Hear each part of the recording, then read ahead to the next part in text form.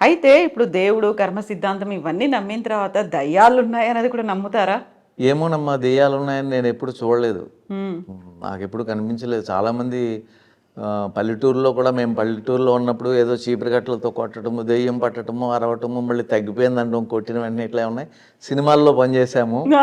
నేను అందుకే నేనెప్పుడు లింక్ చేద్దాం అదే అనుకుని నేను విఠలాచార్య సినిమా అనగానే. అదే అదే ఆ చాలా సినిమాల్లో దెయ్యాల సినిమాల్లో నేను పనిచేశాను కానీ నేనెప్పుడు చూడలేదండి. హ్మ్. ఒంటరిగా కూడా పెద్దగా నేను ఇప్పుడు ఒంటరిగానే ఉంటాను ఇక్కడ. నాకు భయమని అనిపించలేదు. అటువంటి సిచ్యువేషన్స్ ఏమీ రాలేదు. కళలు వస్తూ ఉంటాయి. ఆ కళలు అసలు మనకు సంబంధం లేనివి ఏవో వస్తూ ఉంటాయని మళ్ళీ మర్చిపోతూ ఉంటాం. హ్మ్. వాటి అర్థాలు అవి ఏమన్నా ఉంటాయో ఏదో కూడా తెలియదు. హ్మ్. పాములు కనిపిస్తాయి, ఏదో కొండలు లీలగా ఏవో కనిపిస్తూ ఉంటాయి. కనిపిస్తూ ఉంటాయి.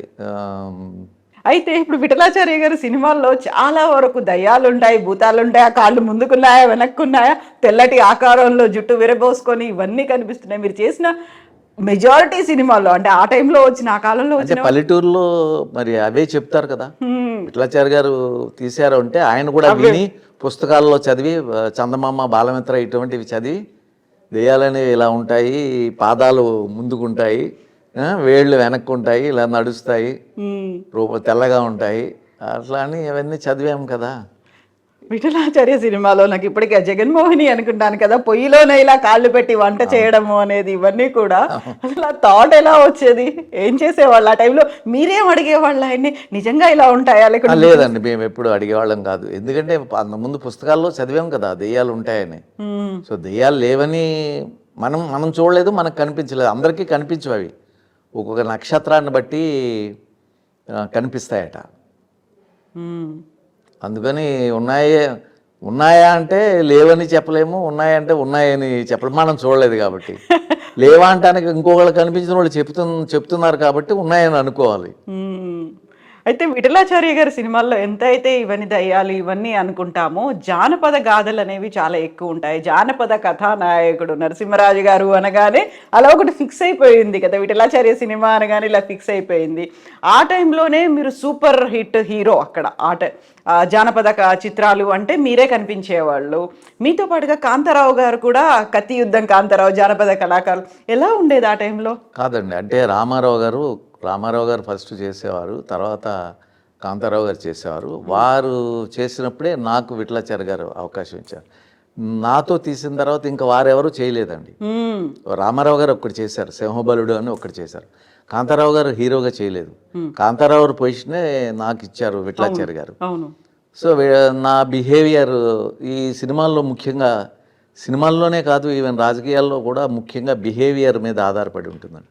బిహేవియర్ బాగున్నట్టయితే పెద్దవాళ్ళు మనల్ని ఆదరిస్తారు. సో నా బిహేవియర్ ఎలా ఉండాలి ఏంటనేది నా అనుభవం ద్వారా నేను డే బై డే నేను నేర్చుకోవటం వల్ల, నా బిహేవియర్ వల్ల విఠలాచార్య గారికి వారు తీసిన అన్ని పిక్చర్లు నేనే చేశాను హీరోగా. అంటే నా బిహేవియర్ వారికి నచ్చింది. నా టైమింగ్ అవ్వనివ్వండి, నేను చేయటం, నా విధేయతగా ఉండటం.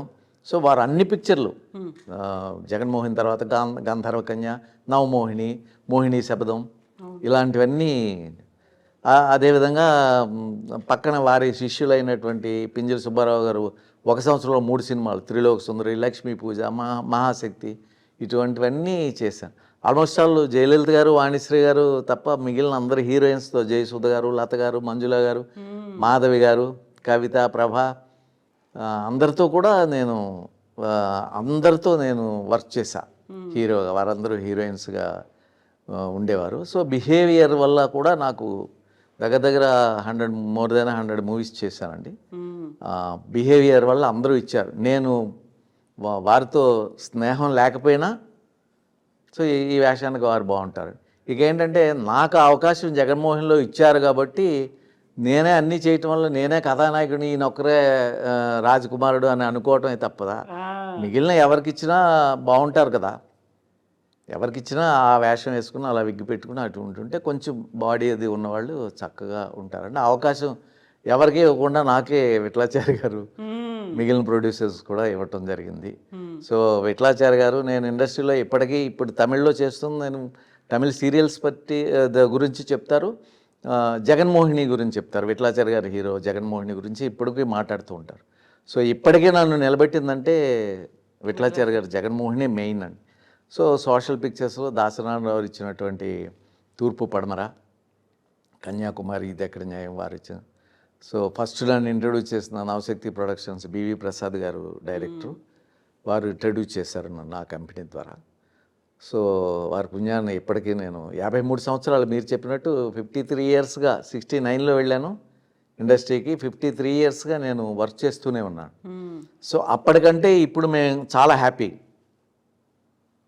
ఎందుకంటే హెవీ వర్క్ కాబట్టి. అంటే హ్యాపీ అంటే మనకి అత్యాశ లేదు కాబట్టి, నాకు ఇంత రావాలి నాకు నేను ఇలా ఉండాలి నా వెనకాల ఇలా ఉండాలి, నాకు ఇన్ని బిల్డింగ్లు ఉండాలి, ఇంత ఇటువంటి అత్యాశ లేదు. ఈవెన్ ఆశ కూడా లేదు నాకు. అత్యాశ మాట అటు ఉంచండి, ఆశ కూడా లేదు. భగవంతుడు ఎలా నడిపిస్తే అలా. రాత్రి పగలు లాగా, పగలంటే బ్రైట్నెస్, తప్పకుండా రాత్రి అవుతుంది, చీకటి అవుతుంది. సో జీవితంలో ప్రతి వాళ్ళకి పగలనే బ్రైట్నెస్ ఉంటుంది, జీవితం హ్యాపీగా ఉంటారు. కష్టం అనేది వస్తుంది రాత్రి సమయంలో. మనం పూజించకపోయినా మళ్ళీ భగవంతుడు మళ్ళీ ఏ విధంగా తెల్లవారుతుందో ఆ విధంగా తెల్లవారి మళ్ళీ బ్రైట్నెస్ వాళ్ళ జీవితాల్లో వస్తూ ఉంటుంది. అట్లా ఇవన్నీ తెలుసుకుని అందరూ బాగుంటే అసలు భూమి మీద కష్టం అనేదే ఉండదండి. ఉన్నవాళ్ళు, డబ్బున్నవాళ్ళు మంచి మనసుతో, ఎక్సెస్ డబ్బుని ఏం చేసుకుంటారు? ఏం చేయలేరు కదా. మీరు తినేది నేను కొంచెం ఎక్కువ తినొచ్చు, లేకపోతే కొంచెం 2-3 కర్రీలు చేసుకోవచ్చు, అంత చేసుకోవచ్చు. కానీ మీరు అంతకంటే ఎక్కువ తినలేము కదా. సో మిగిలినంతా ఏముందండి, మిగిలినంతా ఎవరో ఏమి పట్టుకెళ్ళలేము. సో మన పక్కోడు కూడా బాధ ఉంది అంటే వాళ్ళని చూసినట్టయితే అసలు ఈ భూమి మీద మనిషికి కష్టమే ఉండదు. ఈ మనుషులు కూడా ఇతర జీవుల గురించి భగవంతుడు ఇస్తున్నది సరిపోదు అన్నట్టుగా ఎన్నో వెజిటేరియన్ అనేక కూరలు, కూరగాయలు, పళ్ళు అనేకమైన ఇస్తూ ఉంటే ఇవన్నీ వీటితో పాటు ఇంకా జీవుల్ని, నోరు లేని జీవాలని హింసించి కోసేసి వాటన్నిటిని తినటం కూడా అంత నాకైతే ఇష్టం లేదు. ఎందుకంటే మనకు లేకపోతే మనం తిన్నాం, ఏమీ దొరకని చోట అప్పుడు ఒక జీవిని కోసి తిన్నాము అంటే బ్రతకటం కోసం అది కూడా తప్పే. పోతే పోయామని తినకూడదు, దాన్ని ఆదరించాలి. కానీ అటువంటి సమయంలో తిన్నామంటే ఒక అర్థం, సరదా కోసం, ఫంక్షన్ కోసం, గొప్ప కోసం నోరులేని జీవాలను అయ్యో అయ్యో అని అరుస్తూ ఉంటే వాటిని అయితే ప్రోటీన్స్ వస్తాయి అనేది కూడా. ప్రోటీన్స్ ఎక్కువైతే యూరిక్ యాసిడ్ ఎక్కువయ్యి కాళ్ళు అయ్యి లావై నడవలేని పరిస్థితి వస్తుందండి. అది తెలుసా? ప్రోటీన్స్ ఎక్కువైతే.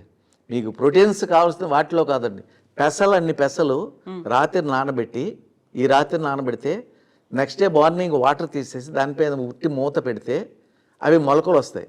ఆ మొలకలు ఇన్ని తింటే మీరు 1/2 కిలో మటన్ తినడానికంటే ఎక్కువ ప్రోటీన్స్ ఉంటాయండి. సో అట్లాగే బాదం పప్పు, 4-5 బాదం పప్పు, వేరుశనక్కాయలు, ఎన్నో ఉన్నాయండి మనకి.